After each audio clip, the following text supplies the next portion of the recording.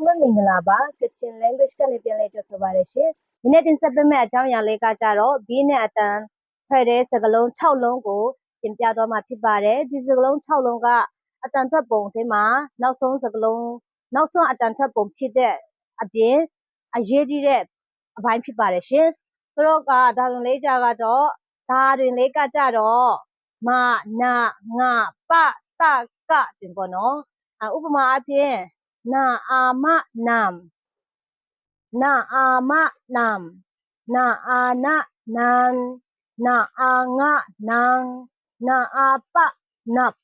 နာအာတနပ်နာအာကနပ်ပေါ့နော်ဘာနဲ့ပြန်ပေါင်းကြည့်ရအောင်ဘာဥမဘုံဘာဥနဘုံဘာဥငပုံဘာဥတဘုတ်ဘာဥပဘုတ်ဘာဥတဘုတ်ဘာဥကဘုတ်နော်အဲ့တော့